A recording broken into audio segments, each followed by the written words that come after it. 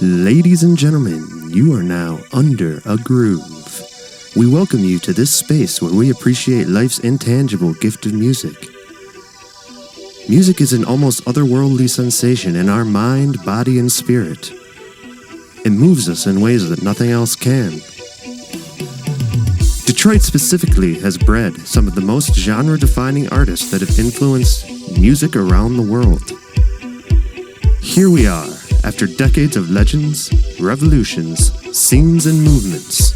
We're left to ponder and analyze what it is about Detroit, what it is about music that moves us. I'm Gabe Banis, creator of this podcast, owner of this studio. I'm here today with Jerry Downey, local DJ, party creator, promoter, and guitar player. Come on in here, Jerry.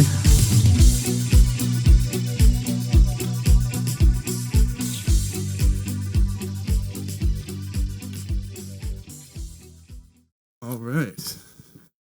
Everything comfortable? Yep. Does it sound okay? Yeah, sounds good to me. All right. How you doing today, Jerry? I'm doing all right. I just came here from my friend Grant Jackson's memorial. He just passed away last week, so we're still kind of feeling a little bit of that. Yeah, I can only imagine.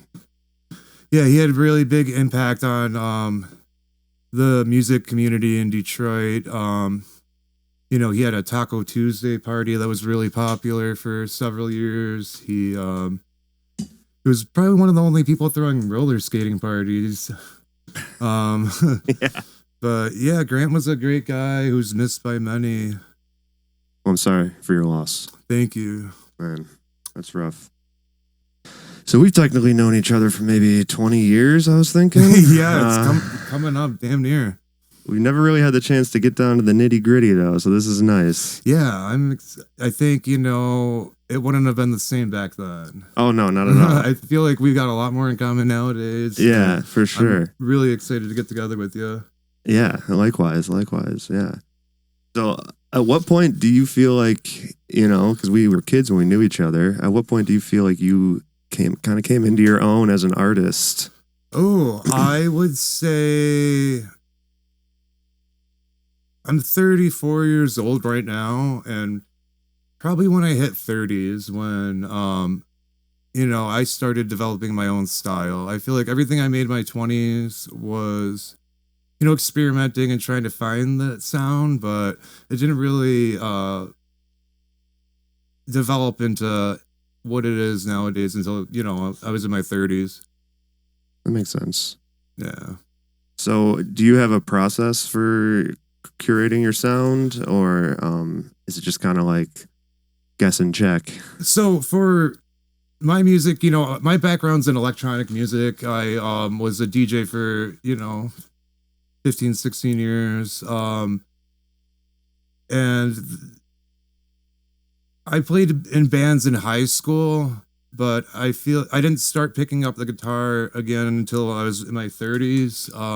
That has a lot to do with my sound right now. So I try to incorporate, I like slower tempos. So a lot of my tracks aren't, necessarily for the DJs to play, but they're interesting to listen to. The tempo's a little bit slower, and it's somewhere in between hip hop and disco. I never really do just straight 4 on the floor kicks. I always do break beats. And so, yeah, you'll be able to tell it's my song. It's got break beats. It's a little bit slow, I'm real comfortable around the 105 BPM region. I also use a Moog analog sub 37 synthesizer. Nice. And a mini Moog emulation, and then the Behringer mini Moog clone. So yeah, that has a lot to do with my sound is slower. It's somewhere between disco and hip hop, and then I'm recording a lot more guitars now. I try to record all my own percussion as well. I don't really use too many loops or anything. That's great. That's definitely the way to do it. Yeah, I never really had the means to record up until now, but now that I do, if I can't recreate it, I don't need to use it. Nice. Right on. So that kind of leads. Do you use samples much? Yeah, so I do Like- use samples for drum sounds. I don't have the space to record drums at home, but I don't necessarily want like a 909 or 808 drum sound. So I try to get the highest quality acoustic samples that I can. What about like other song samples? Sampling actual songs like melodies and stuff. Yeah. I don't do too much of that. No. Yeah. I'll either start with a guitar riff or even just a bass line Nice. and kind of build it that way. But well, yeah, I like that. As Keeps of- the as of- humanity in electronic music. yeah. So. As of lately, I try to get my chord progressions down and have that foundation so that everything else kind of falls into place. Right on. Yeah, it's like a never-ending pool of knowledge once you get into music. Especially if you're recording your own sounds, Yeah. and then all the gear, and then then you get into stuff like Like you're talking about chord progressions, you get into music theory, Mhm. and again, like it's just every avenue is like an entire school in and of itself. And I wish I did know more about music theory. I often find myself, I'll figure out my riff or my melody.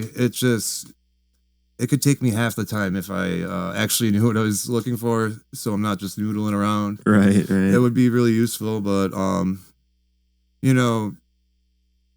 it's like it's not like a thing you learn and now you know it. It's like a thing that you already know some of it, I'm sure, and then you'll just always delved a little deeper. And it's a never-ending source of knowledge, right? yeah, I'm sure eventually I'll get into my jazz phase or whenever that happens. 40's coming up eventually. Right. Yeah. you know? There you go. Yep. So, how about general influences? Like, what comes to mind immediately when you talk about music that influences the music you make, or not even just music? Right now, I'm really influenced by a couple audio engineers. I would say I'm a really big fan of Warren Hout. He runs the Produce Like a Pro YouTube channel. Okay. I'm a big fan of him, and JJ Blair's another big influence. I think all the work he's done is really cool. I've never really been influenced by like current music because a lot of the stuff I play even when I'm DJing is from the 70s and 80s. Nice. With the exclusion of the techno stuff, I play a lot of like 90s techno and then more current stuff. But yeah, I haven't really I guess I'm more just influenced by the sounds of the 70s and 80s. Like my style right now, it's got a pretty big 80s influence, but it's more modern, like the production and like a lot more low end and more contemporary. Copy that. Yeah. Is there like a person in your life growing up that kind of guided your musical taste and was like kind of like the arbiter of cool to you? Ooh, I've actually had a lot of really good mentors. So I grew up in East Point, and there was a record store called Melodies and Memories on Gratiot. I went in there when I first started learning how to DJ. I didn't even have turntables at the point, but I was still buying records. And I met the owner's brother-in-law, Gary Coral. He really hooked me up. He was like, disco records. No one wants disco records. You want disco records? Okay, well, he's like, grab this one, and he would just tell me what to. He would grab a stack for me to listen to, and be like, oh, you've never heard of this one? Here, check this one out, and this one out, and he sold them to me for peanuts. So I'd always go through him for records, but that was a big influence on my sound. I guess I owe a little bit of that to my friend John Ryan, who was the first person to book me for a club gig. Right on. And, you know, he was one of the only like club DJs that was also playing disco at the time. Nice. That's awesome, man. Do you have like, okay, so you're obviously very into music, right? Mm. So what's your earliest memory as a kid, like of noticing music and noticing the excitement it gives you? Oh, I would say very early. My mother has told me that she'll tell this story every once, but I was, you know, maybe like at 4 years old, I was able to recognize what artist it was when the song came out on the radio. Be like, oh, that's Sting, or that's, you know, whoever. Yeah, Like, yeah. but I always was able to you know, identify what specific artists were from an early age. That's cool. Yeah, and then I guess another thing would be yeah, that's probably my earliest memory. But actually wanting to play music didn't come into play until so my aunt's sister, she used to tour with Parliament Funkadelic. Oh, wow. And you know, Yeah. they were living in Windsor at the time, and my uncle was from Detroit. So he lived in Hamtramck, and they would, you know, go back and forth. He went to school at the University of Windsor too. But so my aunt, she had taught piano, she had a guitar, and my father showed interest in learning how to play guitar. So she lent him a Japanese like red Fender Strat style guitar and a little 10-watt Washburn amp. He brought it home and it sat there. I don't think he touched it once. And eventually I got curious and, you know, I picked it up and I, you know, just started noodling around. And then I had a neighbor who was maybe a few years older than me that kind of taught me, like, you know, how to learn or how to go online and look up tablature. And Yeah. that's where I started. But yeah, it wouldn't have been, you know, I really probably wouldn't have. I mean, I'm sure I would have got into music at some point, but if it wasn't for my father showing interest and then just bailing. That is so similar to my story. Yeah, really? What's yours? Well, I mean, it's just the same thing where, well, my dad didn't even really show interest, but I think my mom was like searching for hobbies for him. So one Christmas, there was a guitar under the tree. We're all like, who is this for? Right? And she's like, it's for you, Dan. And again, it sat under the bed for years, and I used to sneak in there, similar, and like just kind of strum it and be like, wow. And eventually I picked it up and learned a chord or two, and yeah. So yeah, that's probably a common story. Yeah, I also feel like I was really blessed at the time, just with having the internet when I was that age. I was in middle school. Or maybe fifth grade, or no, I would have been in sixth grade, I think. Yeah, it was fifth grade for me when I started to it must have been consider fifth grade. playing guitar. Yeah, because I didn't know how to play guitar going into sixth grade when I met my first musical friends. But yeah, I was really blessed to be able to go. You know, I mean, sure, we had shitty dial-up internet, but just the fact that I could look up tablature online, like, was so useful for me. Likewise, man.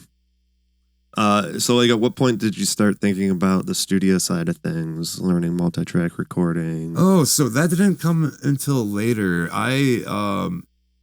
You know, I recorded in a couple of studios in high school with the bands I was in, but and I taught myself multi-track recording when I was in middle school.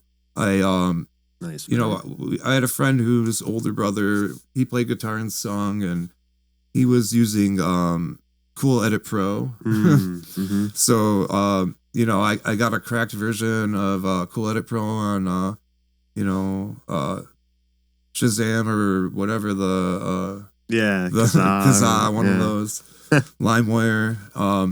So yeah, I had a cracked version of Cool Edit Pro in sixth grade, and I taught myself multi-track recording that way. I would use a plug-in computer microphone. And yeah, like with an 1/8 inch for that line in on the And yeah, I would recorded my first demos like that. You know, I know a lot of people. You know, their stories are always at a Porta Studio or whatever cassette deck. Yeah, there's always a story. I was blessed enough to have you know, the DAW. Yeah. But yeah, I didn't have an interface until I was a teenager, but you know, late teens. I downloaded Pro Tools offered something called Pro Tools Free. It was like just an 8-track digital recorder that you could just download from their website, and that was the same way though, going into the line in on the that's powerful. You know, the family computer. Things out. yeah, for sure. So, at what point did you start thinking about, like, you know, I want to do this live? I'm going to play a show. Do you remember your first gig? Oh, kind of. Yeah, so our mutual friend, the friend that how we know each other, our friend Ryan Boyd, he would, you know, his parents were. It was kind of the house where we could do whatever the fuck they wanted. The parents didn't give a fuck about anything, and they let us do whatever. And we, you know, at the time I was in high school, the popular thing for people that were underage, instead of going to the bars or clubs, we would go to. They would have hall shows at like the Knights of Columbus or Lions Club. Yeah. So those were some of my first shows, but I think my first gig was I was like, hey, I wanna, you know, let's have some bands play at one of your parties. And, you know, I think we were like 15 years old. We went on MySpace and we booked Jeff Rosenstock, Bomb the Music Industry. Yeah. Him, and he was on he was on tour with a band from Long Island, I think, and you know, we hit them up on MySpace, saw they were on tour, and we're like, hey, come out to the suburbs in Michigan, you know, in Macomb Township, and play at our buddy's basement. And we had a show the week before of like local like emo metal band or like screamo bands, and we told them like, oh, you know, Ryan had a parking ticket or a speeding ticket or something, and all the money raised was going to go to that, but we pocketed the money from that show, and then we had Jeff Rosenstock come through and then funded it that way. I love hearing those little stories. But yeah, probably like my first show was at Ryan's house, and then I guess like the first venue other than that's like legit venue was the Static Age in Romeo. I don't know. Did you ever play there in the mid 2000s? That one doesn't ring a bell. It was right on Main Street in downtown Romeo. Yeah, it was just a DIY spot. You know, it was ran by a bunch of straight edge guys. I can't remember the band that they were in, but they were in like a straight edge hardcore band. Gotcha. But it was pretty short lived. So you were playing what style of music? I was playing grindcore at the time. Okay. Which is like a pretty stark difference from the music I'm into nowadays. So where did that transition happen? Was it gradual? I guess that transition happened once I started getting into electronic music in high school. Like I always had a really good CD collection, but my friend that you just saw earlier, Chris Gorski, I went to high school with him. He got me into Giorgio Moroder's From Here to Eternity, and then some like Ken Ishii and Aphex Twin, and you know, I was just hooked right away. We also listened to a lot of like Detroit techno, like, you know, Chris was he was the first person I ever saw do chiptune music. Chiptune, yes, he was big into that at that time. I was just like, I had a little phase with that too. Back then you could go to like any Salvation Army or any secondhand shop, and they'd always have keyboards. You'd always get Casios and pretty good stuff like that. It's pretty sought after nowadays. But you know, we've destroyed so many keyboards just not knowing what we're doing with a soldering iron. And hey, maybe if we connect these two together, it will do something, or totally brick the thing. But fun stuff. Yeah, I remember the really chiptune days. Those were fun. That, yeah, for sure. So sorry, you were talking about your transition. Oh, yeah, you know, I started getting into electronic music in high school, and or later in high school, I started going, you know, like my junior, senior year, I started going to parties in Detroit, and that's when there was one in particular that really impacted me, Funk Night. Oh yeah. We would look for that every month, last Friday or whatever of the month, and it was just really cool to see like a really diverse crowd. You know, it was, I mean, the crowds at raves are usually pretty diverse, and it was cool to see like that rave atmosphere, but they were playing funk records. Yeah. And I thought that was so cool. And I got into, you know, disco eventually. So that really influenced me though, as far as wanting to throw parties, but, you know, knowing that you can do this, or you could have that environment and atmosphere without playing techno or, you know, whatever electronic music. But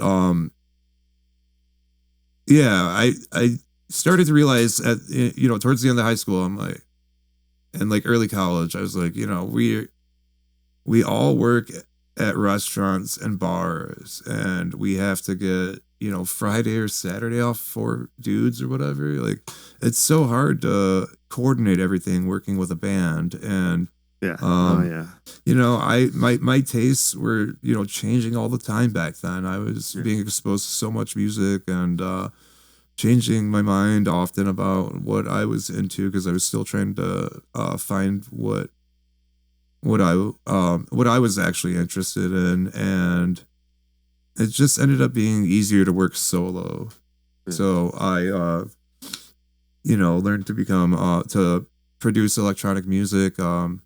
I did like my first electronic music album in high school. I had Fruity Loops or FL Studio number 4. I don't know what they're on now. I know it's in the 20s. But yeah, and I didn't even know how to use it correctly. I didn't realize there was like a whole arrangement view. So I'm in like the whatever you would call the view, you would call the clip launch view in Ableton. But or the session view. Yeah, I was in the session view, and then I would make a loop, and then I would bounce down that entire loop as an MP3 or wave, and then import it into Cool Edit Pro, and then I would copy and paste all these loops together, and that's how I would do my arrangement, which is silly thinking about it, because you could just do that in you know, the arrangement view, and then do all your automation. You have access to all those automations and everything. But yeah, I didn't know that back then, and I really wish someone would have taught me. But that was the thing. Like we didn't have YouTube. I just learned by trial and error. It's very hard. Yeah. And, everyone had, you know, mentors help, and yeah, that's another thing. I didn't really have a solid mentor, especially for the electronic stuff. Like you know, and not many of my friends were great musicians. You know, it was hard to find people. I had a good drummer for a while, but yeah, things just never really took off with the band, and it was always so difficult to coordinate everything that it just made sense to do it solo. So what got you to start actually throwing your own parties? So yeah, throwing my own parties would be in high school. Just the fact that my friends' parents let us do whatever we wanted to do. And, for sure. You know, it was like the party house. We would have awesome parties in high school, and you know, so yeah, I got into the whole throwing parties young, probably 15, but yeah, and so it naturally made sense that I was going to get into you know, live entertainment of some sorts. And it wasn't until, I was going to parties every weekend, and I my senior year of high school, I was going to parties every weekend, and I just started, learning how to produce at a more serious level. I had Reason, number 3 or 4, I think was the version at the time, but that was so powerful to me. Like just being able to use these soft synths, and I was naturally inclined towards it because everything makes sense like it would physically in person, where you make your connections with actual cables. Like if you hit the tab button, you see all the cables in the back. Yeah, you see the back of the unit. So I already knew how routing worked. So like that helped me out a lot, being able to relate to that. And then I started making electronic music on Reason, and I was interested in performing. I just started learning how to DJ. I learned with software. Like I think either the first version of Tractor was already out, and maybe the second version was about to come out, or it just came out. But I was just mixing with, my headphones and mouse, learning in Tractor, just syncing things, and I was playing. But I really like disco. Like the whole funk thing. Really, I really enjoyed like hearing those old funk tracks at the funk night, but my thing was disco. I was really drawn towards disco, and I started collecting disco seriously at maybe 18, and that's when I was DJing in my bedroom, for months and months. I bought a controller. My first controller was the M Audio Torque. And M Audio tried to make their own DJ software. It was like actually one of the first time encoded DVS setups was the Piggybacks. But M Audio bought that company, and they had their own version of like Tractor or Serato, which was called Torque. It was really cool because each deck you could do, I believe you could do 2 effects, and then you could load a VST as a third one. Oh, like nice. no other DJ software had VST support at the time, so that was really unique. But it just never took off, and I think Native Instruments and Serato really had a hold on the market to the point where there wasn't really much of an alternative. But so my first party, my good friend Marty Roy, who he was a year younger than me. He had just graduated high school. Marty's a really good musician. His band's called The Characteristics. We were jamming every weekend. He would play drums, I would play guitar and sing, and he was having problems with his parents his senior year of high school, and he was like, I'm gonna move out. I found a place in Detroit. It's a loft. So we go over there for the first time, and it's massive. It's a 8,000 square foot warehouse with every single window's broken out, and I'm like, wow. This place looks abandoned. You're gonna live here, But we walk in, and there's a staircase, and then it goes upstairs, and as soon as we walked into the building, I looked and I saw staging in the corner. I was like, oh my God, they used to have raves here. This is an old rave spot. I'm like, this is awesome. This is so cool. And I'm like, you know what? We should have a party here. And so his friend, who was the one leasing it, was my good friend, Julius Smith. He was all for the idea of parties. He's like, yeah, we had a party last weekend. They're throwing like hip hop parties and getting really rowdy. But he was like, yeah, I want to do a canned food drive. And I was like, yeah, I'll tell all my friends and I'll DJ. And I think I had my friend John Ryan, Dr. Disco Dust DJ as well. But that was the first sexual tension. Was we had like the worst PA system in the world. We had at this 8,000 square foot warehouse, and I think it was in November, so it was just starting to get cold out, and yeah, not having any windows was brutal. But yeah, he wanted to do a canned food drive, and I kind of took that as an opportunity to be like, it's going to be my party. It's going to be called, Jerry Downey's Sexual Tension, and we just called it Sexual Tension. And then a month later we had the second one, but we were like, okay, we learned a little bit about Sure. how We things learned over ran, time. and we still ran it like total shitheads. We looking back, I'm just like, I can't believe we ran things the way we did. But it was, the whole idea was to throw a party that we would want to be at, like me and my friends would want to be at, and that's all we wanted to provide. It was, we played disco, and it was an environment that we wanted to be in, and it took off pretty quickly. I think our third party probably had a good 250, 300 people. Wow.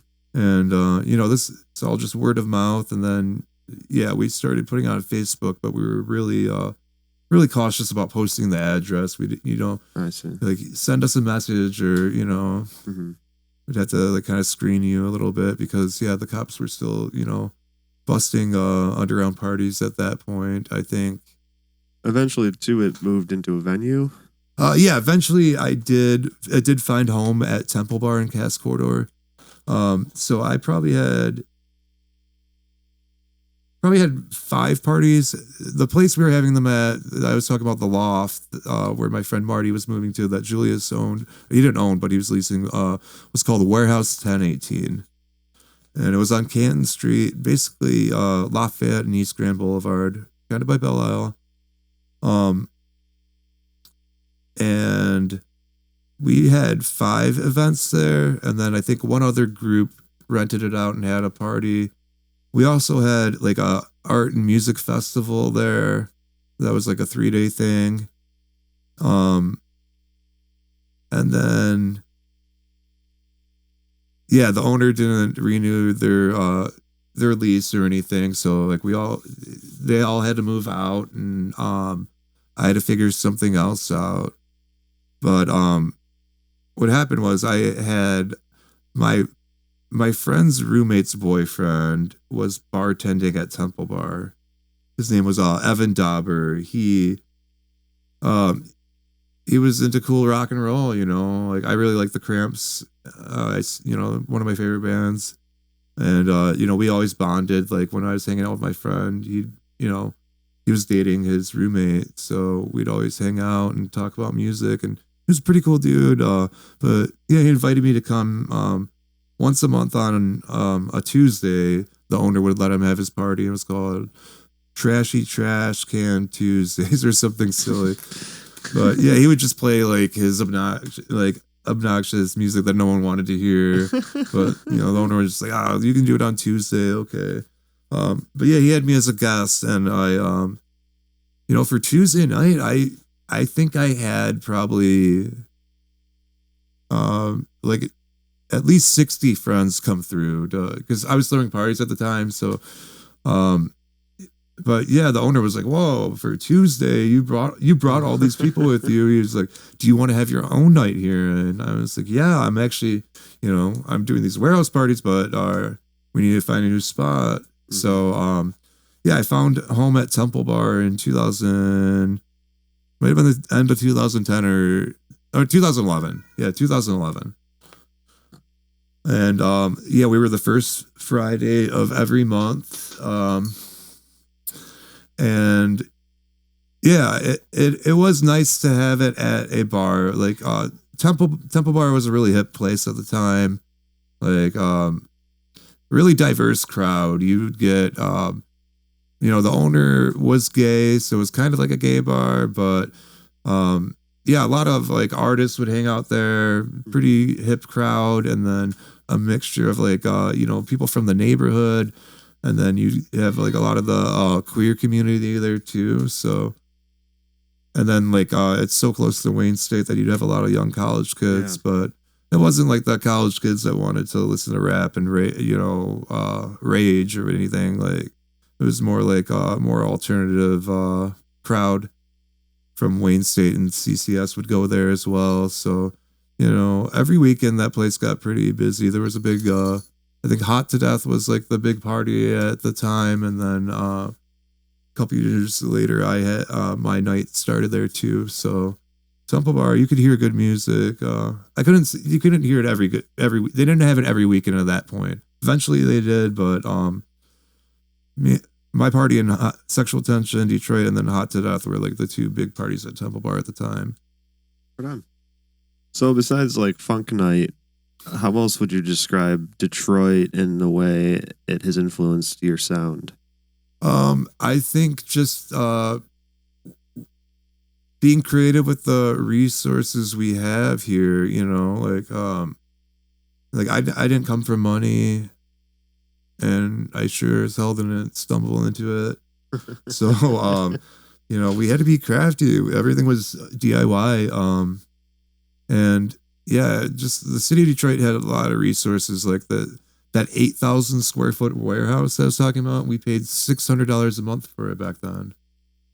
Like, it's probably cost $6,000 a month now, in 2025, but it changes fast. We had a lot of these spaces that weren't being utilized that we could do cool stuff with. We could turn them into art galleries. We could have DIY shows, use them for studio spaces, for all kinds of art. But I think Detroit really influenced it because we had all these buildings that weren't being used. Our population had declined, and there's all these buildings that were neglected. So, you could find a really cheap rental situation if you were willing to do the work and clean it up and be able to do stuff with commercial properties.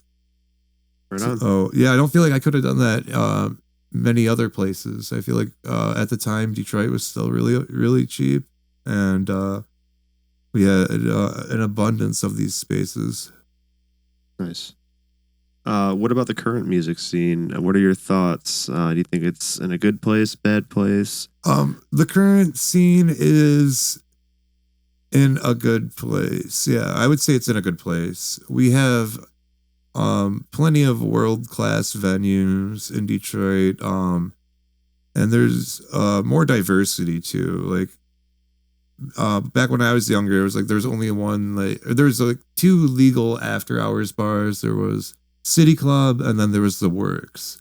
And everyone hated the Works and talked shit about it, but they would always end up there every weekend. Right, yeah. And I'm guilty of that too. But that's funny. I guess those were really the only venues we had. And then eventually we had like a TV bar, which was played really cool electronic and underground electronic music.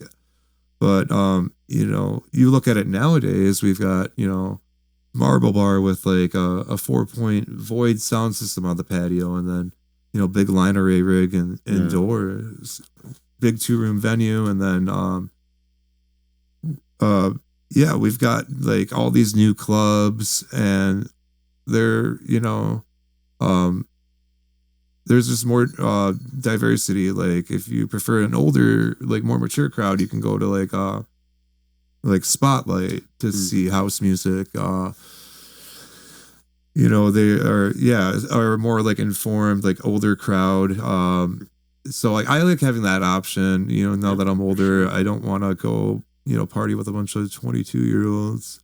But if you're younger, there's clubs like I love the vinyl selection over at Spotlight. Yeah, they do. I don't know if Vince Petricola is still doing that over there. So Vince actually moved to Martha's Vineyard, but a good friend of mine, Desi Magby, DJ Psycho, he is curating it now with and the owner Jesse. He's really cool. He has a good eye for things, like whether it's art or music, like. Sure thing. He has a really good collection and taste in things. So so Jesse Corey and Desi Magby, DJ Psycho from Detroit Techno Militia, they're the guys running record store, and yeah, they have a really good selection. They carry a lot of, or the majority of it's all local titles too. Yeah, for sure. Any DJs or artists that you want to shout out as up and coming? Look out for people. You can even just say your friends. It's okay. I would say for techno, keep an eye out for the Limited Network crew. You know, Submerge and the Underground Resistance crew, like they're carrying their titles and they're putting out newer Detroit techno records. So yeah, Limited Network. Who else would I say is really upcoming? In the techno and house community, I would, as far as DJs go, I would give a shout out to Garrison XR. He throws parties pretty much every weekend, but you're gonna start seeing him tour nationally and then eventually internationally. I'd say keep an eye out for him.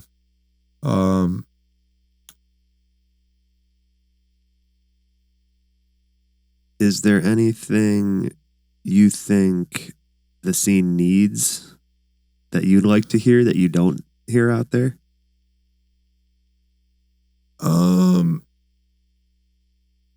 What does the scene need? Yeah, that's a tough question. I feel like, so the unfortunate truth is that these underground venues and, for underground parties and raves, like they're temporary. They're, word's going to get out and there's, the police it's going to be on the police radar eventually, or something's going to happen, so we don't really have like a good like underground spot right now. I just bartended last weekend at one on Puritan, and I think that has the potential to be something, but yeah, I guess we're really just lacking that a proper underground art gallery vibe. We don't really have that, but nowadays we do have venues, many of them with cabaret licenses that stay open late, so it's not like you have to go there for music. Yeah. Maybe is Tangent Gallery probably one of those? Oh, Tangent Gallery. Yeah, Tangent Gallery is one of imagine. those. I did forget about that. Yeah, Tangent Gallery is great. I like what they do.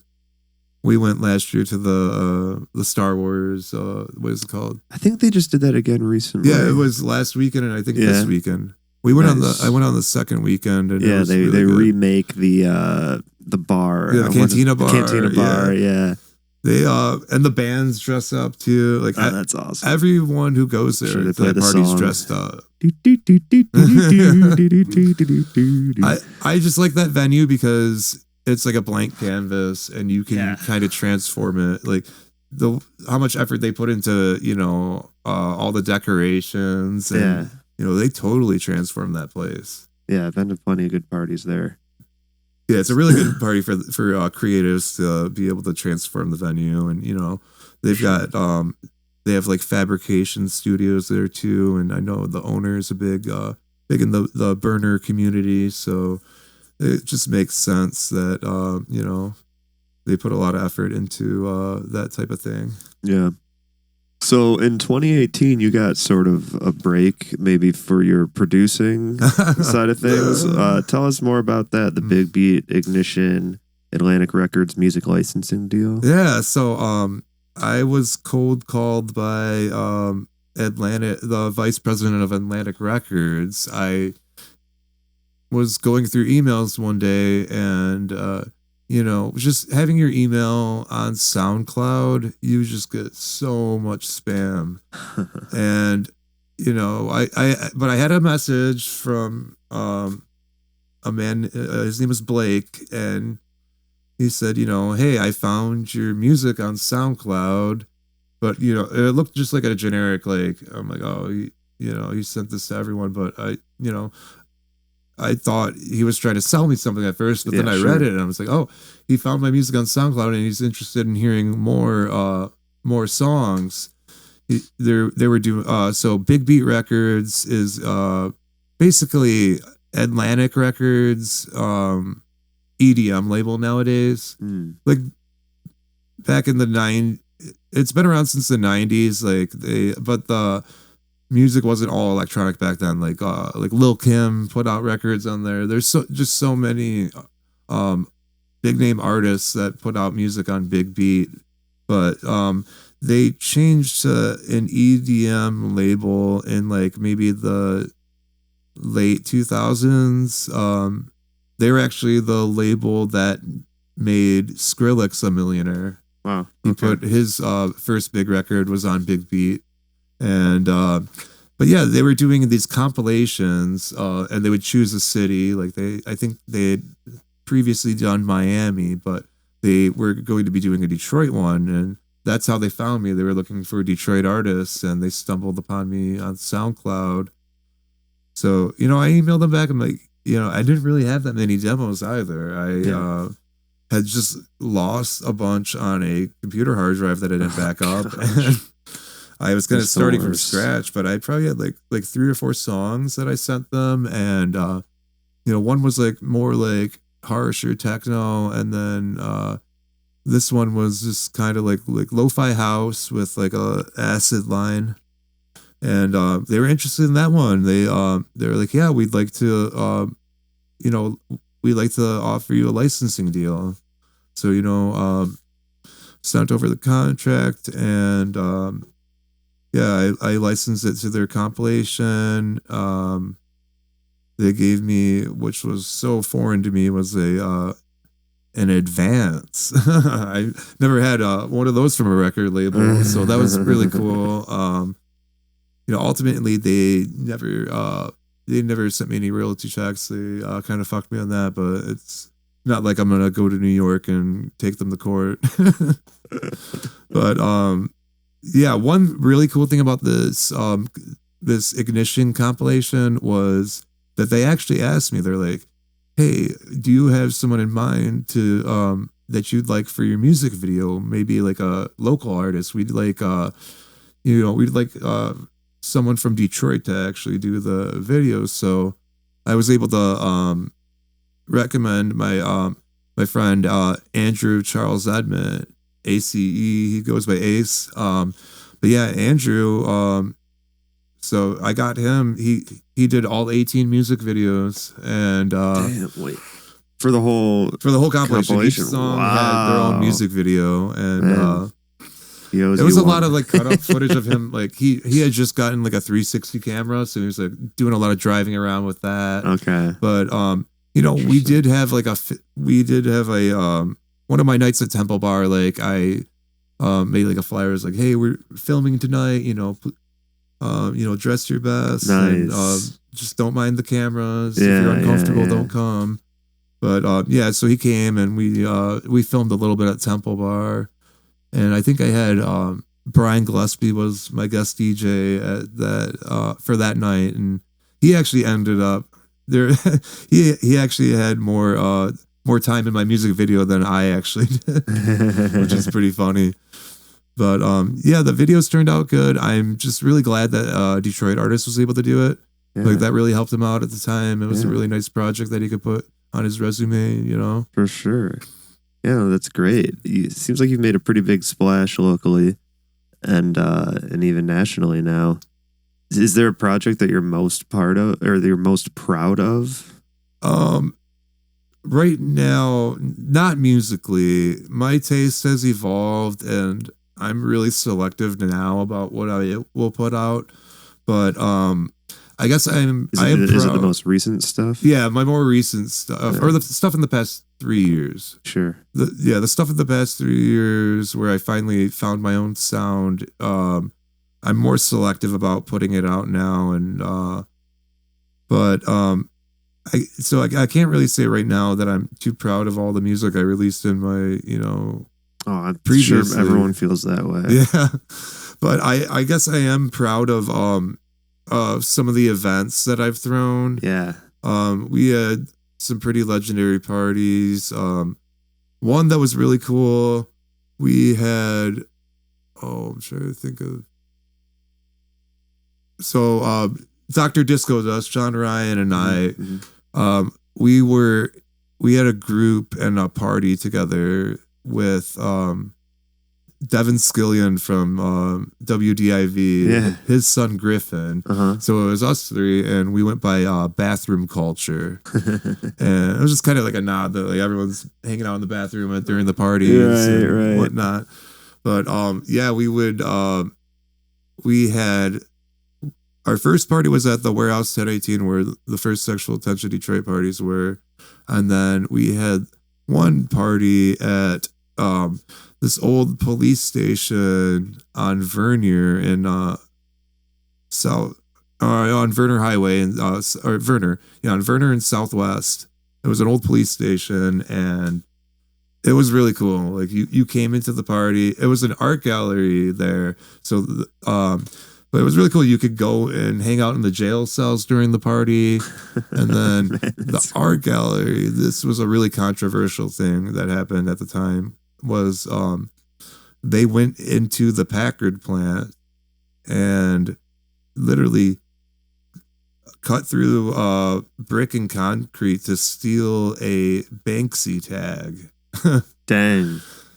But they brought that back to their art gallery and they had it on display. So this party was really good. It was a really cool venue. It was an old police station. The art gallery had the Banksy on display, and then we had my friend John Ryan. He was part of a public broadcast show back in the 90s, and a couple of the guys that were involved in it, they moved out to Los Angeles and were pretty involved in film as a later on. But they got funding to make a 30-year reunion. So it was called 20 Minutes of Madness was the show, and the documentary was 30 minutes or 30 years of madness. And they were in town for that, so they came by with. So we had, the documentary crew, we had the Banksy, and it was a really good party. The only problem was the gallery, since they're a nonprofit, they were able to secure a liquor license once a month. So they got the liquor permit, and my parties up to this at the Warehouse 1018 that I was doing them, they were all BYOB. Like you could just bring whatever. We don't care. We don't want to worry about it.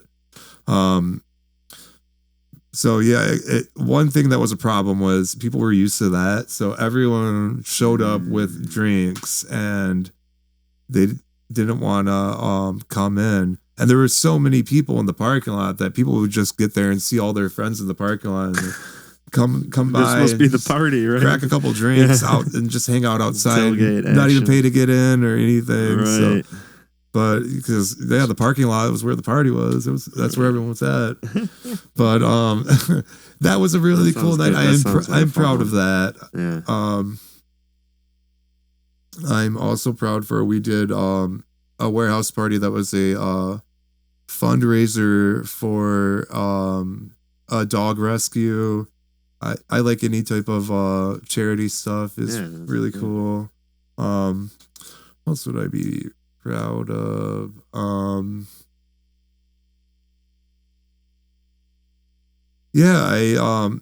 just proud that none of my bigger parties really, not too many of my parties had police incidents or anything like or any shootings or fights. Like for the most part, people were relatively well behaved, and I'm proud that we were able to do all that without any trouble. Sure.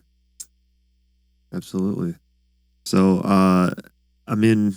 I'd love to hear some of your latest music. I'm if you want to talk anything about it before you perform, and then afterwards we'll do a little wrap up. And call it a day. Sure. So right now, I just completed what is going to be my first vinyl release. Oh, sick. The EP is called Space Orgy. It's 5 songs. It's gonna be on 180 gram 12-inch vinyl at 33 1/3. Wow, good for you. Yeah, I'm excited for it. How many songs did you say? 5 songs. songs. So there's 2 on the first side and then 3 on the second side. Okay. My songs nowadays, I pay more attention to things like how long like people are able to pay attention to music, and if you know, so I'm more focused on making music for the listener, not for the DJ. Okay. Like, my music's already Thank you. That was going to be one of my questions that I forgot to ask. So was for like, yeah. What's your end goal in making music? Oh, Who are you making it for? I'm making it for people to listen to and that want something tangible. It's not necessarily for yourself. It is a lot for myself too. Yeah, a lot of these tracks. So Kind of a way to connect with like-minded people. up until this past year, I would only really work on music a couple times a year, and it would be when I'm really upset. But like I would, Got it. you know, Like a therapy type thing. Yeah, and it was always a really healthy outlet. I'm like, wow, Right. I actually, I was really upset and I created something beautiful. But yeah, all these songs are, I was struggling through something, and I put a lot of that energy into these songs, and I feel like they have quite a bit of emotional depth. Like when you listen to these songs, you're gonna feel things, you're gonna stay interested. Another thing is I try to cut the fluff. Like a lot of like house and techno producers, they'll have like a 1.5-minute intro where it's just kicks and maybe a snare. But I try to avoid that. I want within the first 10 seconds you're like, okay, now it's going, and by within the first 20 seconds it's picked up, like, because people that are listening to it for the first time on Spotify or something, they're probably just gonna skip it if it's boring. Point. Like, people can really only pay attention, like, ideally for like a song should be like 3.5 to 4 minutes, I think, is like the most captivating. And I try not to do like drawn out intros or just like long parts where it's just drums. I try to have things always changing. It might still be repetitive, but I have things changing that will keep your attention. So the EP, it's 5 songs. 2 of them I wrote 2 years ago, and they mean a lot to me. I lost the session files, so there's nothing else I can change about it. I'm just gonna nice. No, there's something good about that. Yeah, because otherwise you're always you should go back and things, change that compressor threshold or some. Yeah, so I'm gonna send it with the matter. other 3 tracks to my mastering engineer and be like, this is what I got. We can't change anything. Yeah. I've already put a limiter and a little bit of EQ on it, but maybe with some like on the master bus. Yeah, bounce it down as a wave. But like you can do some expansion and still have that cohesive sound for all. Because that's the whole idea of mastering, is you want to do it so that the release, all the tracks sound the same, or not the same, but like for sure, that's they all sound like they belong together. Yeah. But yeah, this EP, every song has guitar, nice. Which is something I previously didn't do. I went for more organic acoustic drums, and analog synths, and there's tons of like analog color all over it from all the compressors, and there's tons of analog compression all over it. You can you hear a lot of that mojo. But but yeah, so yeah, it's a Space Orgy EP. I'm gonna be self-releasing it probably at the end of summer. Okay. It's a 12-inch Do you have record. a plan in place for printing the vinyl? Yeah, I'm that gonna. can take time. You know, I want to go all out with a full cover artwork and everything. If I was just gonna hand stamp white labels, I would go to Archer, but you know they get pretty backed up too because all the Detroit guys go there. But I'm gonna go through Solid Merch, or my friend just recommended a Canadian company, which I'm not sure how that's gonna work with all the new tariffs, but yeah, I need to find a place that, you know, I put a lot of effort and energy into these songs.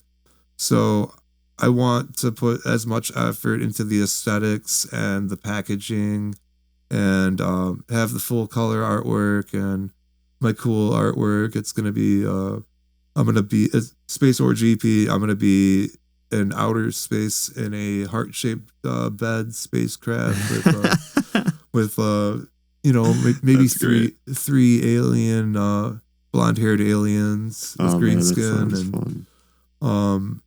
But yeah, the artwork's gonna be really funny and it's gonna be nice. It's gonna be all full color and then definitely seems like some Parliament vibes. Yeah, that's kind of what I'm going for. Is something like that as far as the artwork goes, and then yeah, so I do plan on doing a release party here in Detroit. Right on. I'm probably gonna do it as a one-off underground party, and I'm going to book all local some of my friends who play disco. I'm not sure if I'm gonna just DJ or if I'm gonna play live, but yeah, I also considered doing it at maybe like Spotlight or another venue, but I think it's going to be an underground party. It's going to be an underground party, and then the week after, I plan on having a release in New York City at the Razor and Tape record store. I would have them, you know, exclusively carry the release. And we would do an in-store where I DJ, and then a couple other DJs would DJ during the daytime. And then while I'm I will also do a club gig while I'm in town on that Friday or Saturday. And then finally finish with a online radio DJ set. But yeah, I'm excited for that. Plan. Do the Detroit release, do the New York release, and then you can always buy it on my Bandcamp. And then I'm going to have it at all the Detroit shops as well. Right. It's going to be limited to 250 copies. So wow. Yeah, I didn't want to order too many, and I don't want to sit on them forever, you know? Yeah. But I feel like 250 shouldn't be too difficult for me to get rid of. No. It's just, you know, seems fair. You got to get rid of everything the week it comes out, or else no one's ever going to play it again. But yeah, I'm going to be playing, today I'm going to be playing 2 of the songs on here. I think the second and then the last song are going to be on the EP. But yeah, stay in the loop on that. It's exciting stuff. Yeah. On my Facebook and Instagram and SoundCloud, it's Downey Detroit, Downey Downey Detroit, Jerry Downey. Nice. Yeah, we'll go over all that at the end too. Okay. So you ready? You want to play some songs? Yeah, let's get up there and do it. Let's do this.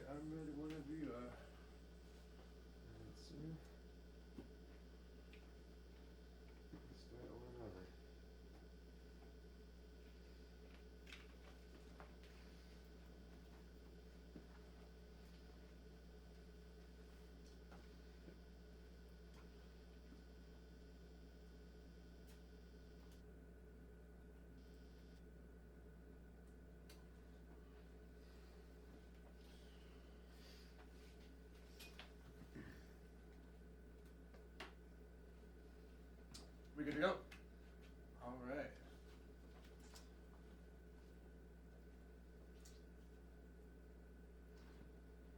Is this mic work? Yep, it is. Okay. Cool. I hear that pretty well.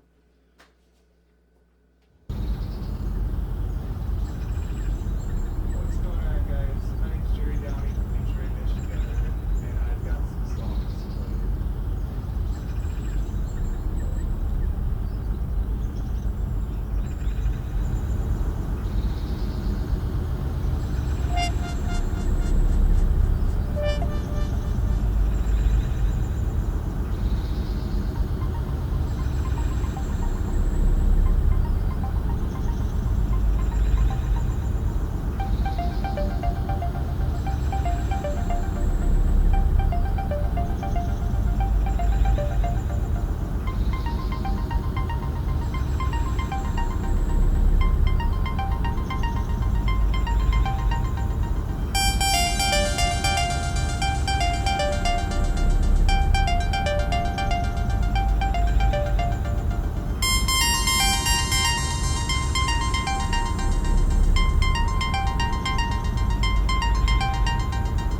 Please, universe, I don't mean to sound demanding, but my mind is overworked, the fairies are tired, and haven't I done enough already? So can you just give me my man and my money now? Please, please, please, pretty please. Maybe? Can you just talk to me in words?